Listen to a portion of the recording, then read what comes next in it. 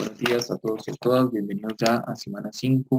Hoy vamos a empezar tema nuevo y el tema en cuestión en realidad es una extensión del tema que ya vimos las semanas anteriores, que tiene que ver con el movimiento de una partícula y la descripción del mismo, o sea, la cinemática. Ya cubrimos movimiento en una dimensión y ahora toca cubrirlo en 2 y 3 dimensiones. Específicamente vamos a hablar un poco del asunto de movimiento de proyectiles. También en la introducción que hicimos a la cinemática unidimensional, dijimos que era la descripción del movimiento de una partícula y que para esto era útil saber los vectores de posición, los vectores de velocidad y los vectores de aceleración. Y estos son justo los temas que vamos a cubrir, solo que ahora en 2 y 3 dimensiones. Por lo tanto, vamos a empezar a describir un poco el vector de posición. Para escribirlo, pues tenemos un marco coordenado tridimensional. Aquí tenemos este marco que es X, Y y Z. Y vamos a describir el movimiento de una partícula cuando ella se encuentra pues en las 3 dimensiones. Por ejemplo, si tenemos una partícula en la posición P, si yo quiero denotar el vector posición, recuerden que es un vector que nace del origen y se dirige hasta el punto en cuestión. Es este vector R, el vector posición. Para formar ese vector, yo tengo que recorrer cada una de las coordenadas para llegar a él. Entonces, para llegar al punto P, yo me debo desplazar primeramente en X. Entonces, me desplazo una cantidad en X, luego me desplazo en Y, una altura, y luego me desplazo en Z. Y logré, pues, llegar al punto P por sus componentes. Entonces, como podemos ver acá, ese vector de posición en el punto B tiene componentes en X y Y, Z, y puede ser descrito, pues, de esta manera. Para llegar a P hay que recorrer una cantidad X en la dirección Y, hay que recorrer una cantidad Y en la dirección de J y hay que recorrer una cantidad Z pues en la dirección de K. Esto básicamente que nos va a dar la posición de la partícula en un instante dado. Una vez que hemos descrito el vector posición, podemos ir un poco más allá y hacer descripciones de lo que es el vector desplazamiento y a través del vector desplazamiento pues definir el vector velocidad. Recuerden que la velocidad es el cambio en el desplazamiento entre pues el cambio pues temporal. Entonces aquí básicamente tenemos una partícula que se mueve en esta trayectoria, que es la línea punteada que podemos ver en la imagen. Esta es la trayectoria de la partícula y se mueve desde el punto 1 hasta el punto 2. Si yo quiero determinar el desplazamiento de esa partícula, recuerden que el desplazamiento está dado por un delta R, yo tendría que calcular pues justamente la diferencia en las posiciones. Sería la posición final, que sería en el punto 2, menos la posición inicial de la partícula, que sería pues en el punto 1. Cada uno de esos vectores posición tiene coordenadas en X, Y y Z, tridimensional. Y si yo hago esa diferencia, pues esto equivale a poner que esto es la posición en X2 menos la posición en X1 en la dirección de Y, más Y2 menos Y1, J, más Z2 menos Z1 en K. Y mediante esa ecuación, pues yo describo lo que es el vector desplazamiento. Una vez definido el vector desplazamiento, pues puedo definir el vector velocidad. De hecho, específicamente vamos a definir el vector de la velocidad media. Ese era delta R entre un delta T. Entonces, eso es justamente lo que hemos visto, pero viéndolo en más dimensiones. Ahora, habíamos visto también que tenemos un asunto que es la velocidad media y tenemos un asunto que tiene que ver con la velocidad instantánea, o sea, la velocidad en un punto dado de la trayectoria. Entonces, para hacer esto, básicamente, había que hacer el caso límite cuando delta t tiende a 0. habíamos descrito que básicamente eso equivalía a hacer una derivada. Entonces teníamos que la velocidad instantánea, pues básicamente es la derivada de el vector posición con respecto al tiempo. Entonces aquí teníamos la velocidad instantánea. Y además habíamos dicho que según la descripción que ustedes van a ver en cálculo 1, esta velocidad, lo que me está hablando, a su vez, es de una tangente en cada punto de la curva. Esa velocidad es una tangente en cada punto de la curva. Ven que hasta el momento hemos hecho una descripción matemática que nos va a ser de utilidad pues, más adelante y tener estas también ideas cualitativas sobre el movimiento. Entonces, dice que podemos describir, nosotros podemos describir la velocidad mediante la derivada de la posición con respecto al tiempo, básicamente. Y que esa es una tangente a la curva. Entonces, vean que aquí nosotros tenemos de nuevo la trayectoria, que es la línea punteada. Si yo quiero la velocidad instantánea justo en este punto, pues la velocidad instantánea y también la velocidad media será la tangente. Vean que si yo dibujo una recta tangente en este punto, pues voy a poder encontrar pues, este vector. Vean que a su vez este va a ser un vector tridimensional, el de la velocidad instantánea, y por lo tanto va a tener componentes. Entonces podemos decir que la velocidad instantánea es igual a la velocidad en X en la dirección de Y más la velocidad en Y en la dirección de J más la velocidad Z en la dirección K. Y puedo definir por completo básicamente ese vector. Ahora veamos un poquito más del vector velocidad y qué es lo que nos va a interesar, porque nos vamos a enfocar mucho en lo que es el movimiento dos dimensional. Voy a reescribir de hecho la ecuación que puse anteriormente. En esa ecuación anterior yo indiqué que la velocidad instantánea pues básicamente era la velocidad en X. Y eso también se puede escribir como la derivada de X con respecto al tiempo en la dirección de Y más la derivada de la posición Y con respecto al tiempo en J más la derivada Z de T en la dirección de K. Bueno, aquí básicamente esto es una extensión de lo visto en cinemática unidimensional.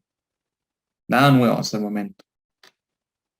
Como les dije, lo que realmente nos interesa es lo que pasa en dos dimensiones. Y eso es lo que vamos a cubrir en el tema de proyectiles. En dos dimensiones, pues todo se hace más sencillo, se reducen las expresiones, vamos a tener que la velocidad del móvil, pues básicamente simplemente su componente en X más su componente en Y o J, en la dirección J.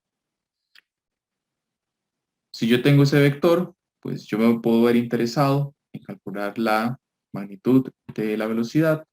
Recuerden que se va a hacer la componente en X al cuadrado más la componente en Y al cuadrado. Y todo esto dentro de una raíz. Y también me puedo ver interesado en calcular el ángulo. Entonces nosotros podemos decir que alfa es el ángulo o la dirección del componente del vector velocidad instantánea. Y eso va a ser igual a la tangente inversa de básicamente la velocidad en Y entre la magnitud de la velocidad en X. Voy a hacer un esquema gráfico de ese vector, pues, velocidad. Entonces vamos a ver una trayectoria.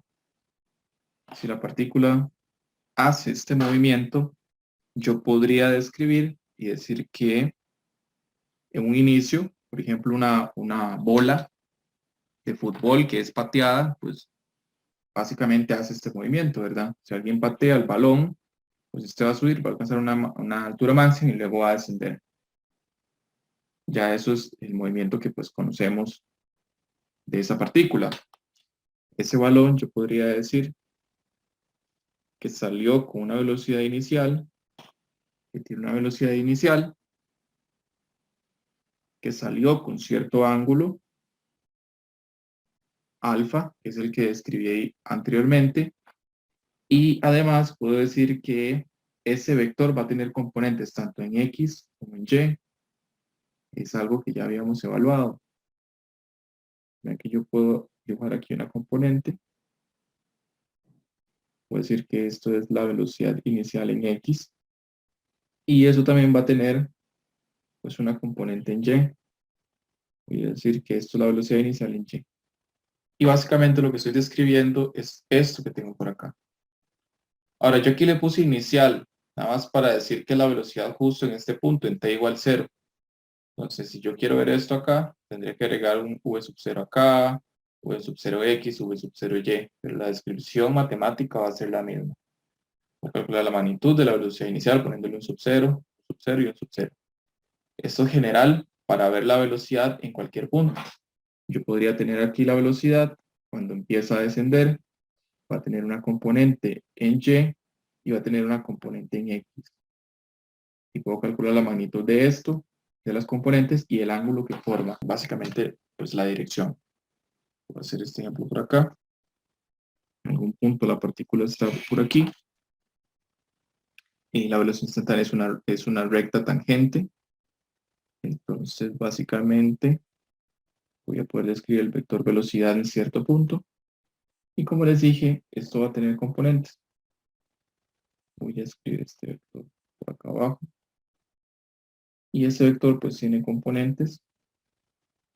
Va a dibujar un ángulo, va a tener componente en X y va a tener componente en Y. Vean que de momento no hemos hecho nada. Estamos simplemente volviendo a describir cómo se vería el vector posición y velocidad en 2 dimensiones o 3 dimensiones. Básicamente generalizar lo que ya habíamos visto. El último vector que vamos a ver tiene que ver con la aceleración. Recuerden que la aceleración básicamente me describe cambios en magnitud y dirección de la velocidad.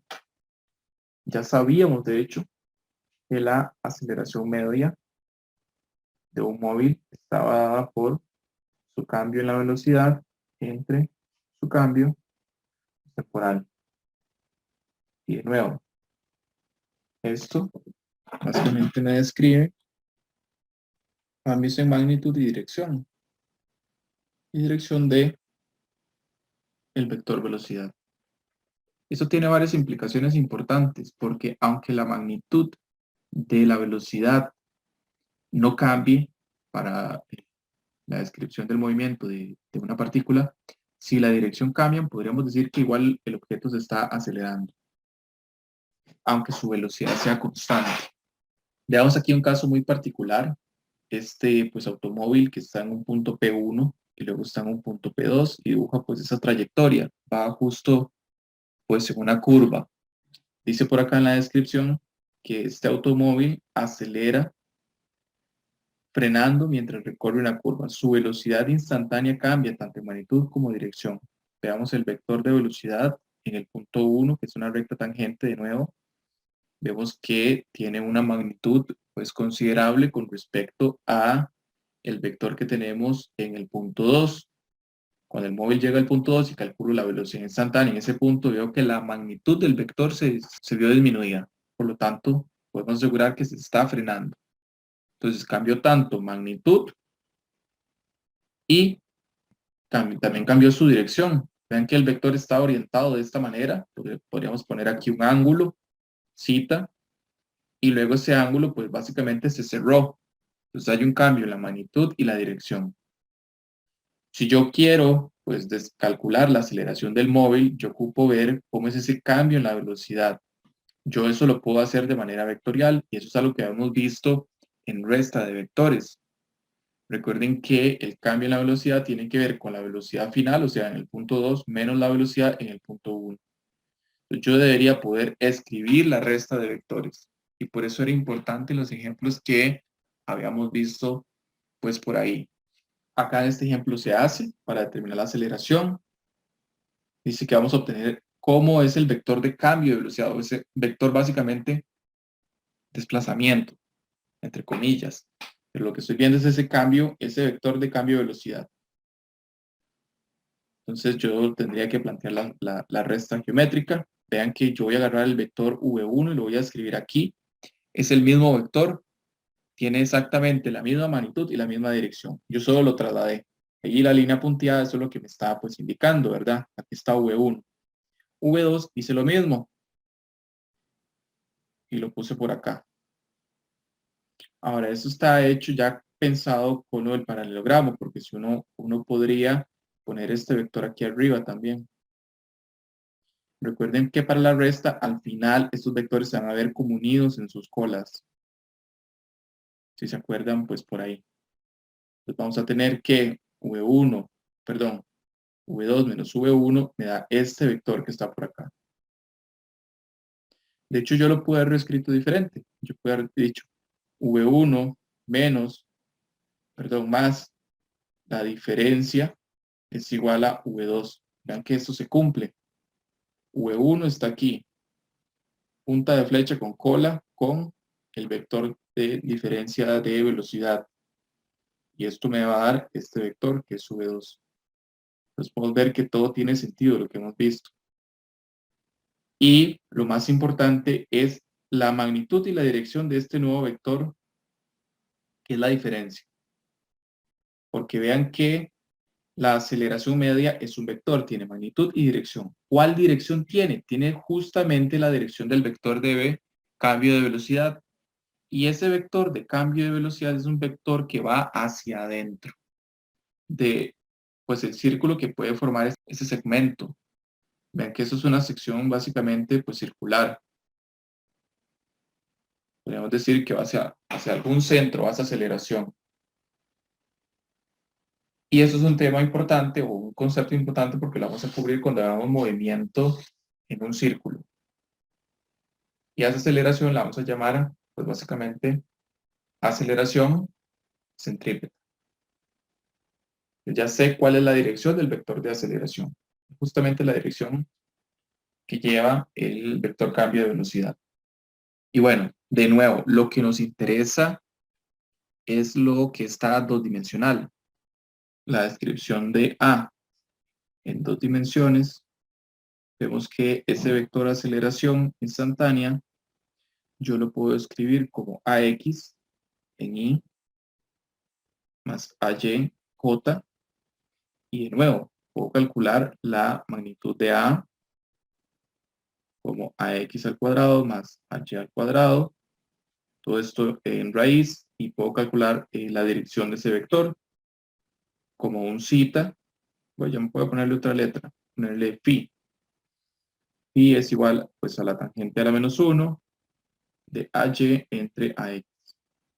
Ahora, ya que sabemos qué dirección tiene la aceleración cuando el objeto hace una trayectoria tipo circular, vamos a ver qué pasaría si el objeto está reduciendo o aumentando la velocidad en una curva.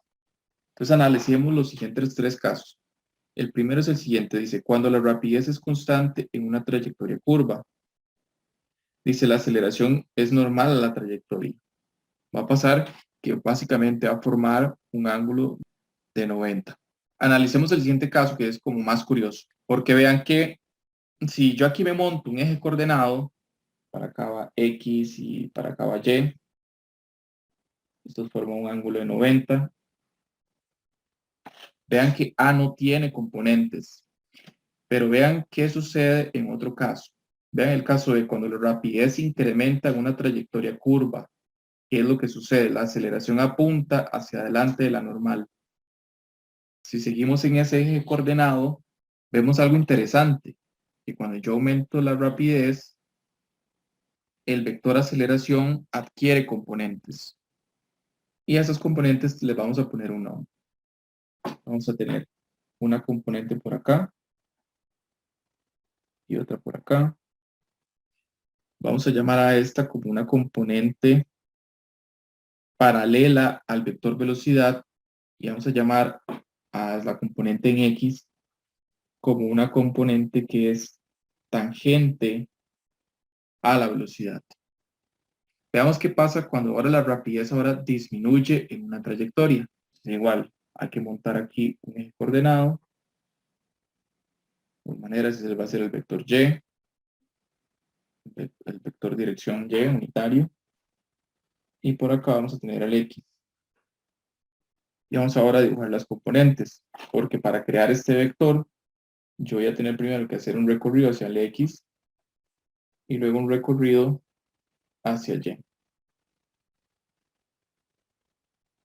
igual manera, vamos a tener una componente de la aceleración que es paralela al vector velocidad y una que es tangente. Veamos el análisis. Sucede que si básicamente, si incrementamos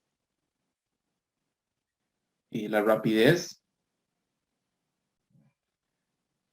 vamos a tener que la componente paralela a la aceleración va en dirección de la velocidad instantánea. Y vamos a tener en este caso que si yo ahora más bien disminuyo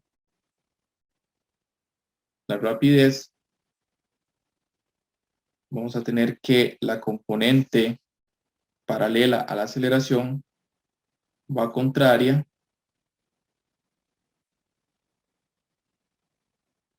o mejor dicho, es antiparalela a la velocidad instantánea. Vamos, aquí quiero llegar un poco con esto. En resumen, básicamente lo que estoy diciendo es lo siguiente. Vamos a tener para toda trayectoria circular, la aceleración siempre va a tener una componente que es paralela a la velocidad instantánea. Y esa componente de la aceleración que es paralela a la velocidad instantánea está ligada con un cambio en la rapidez del móvil. Por otro lado, tenemos que la aceleración igual va a tener una componente tangencial a la velocidad instantánea y que esa componente tangencial está ligada con un cambio únicamente en la dirección. Y de hecho veamos que esto se manifestaba en la primera situación. Aquí teníamos que la rapidez era constante, o sea que la rapidez ni aumentaba ni disminuía, se mantenía constante siempre. Y la única componente que tenemos de la aceleración era totalmente tangencial a la velocidad.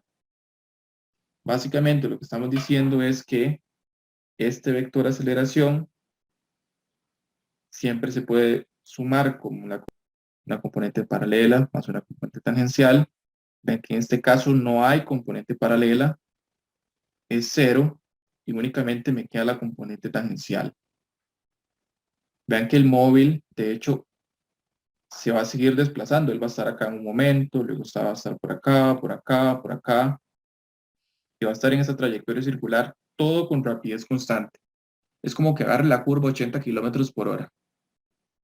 80 aquí, 80 aquí, 80 aquí, 80 aquí, 80 aquí, 80 aquí.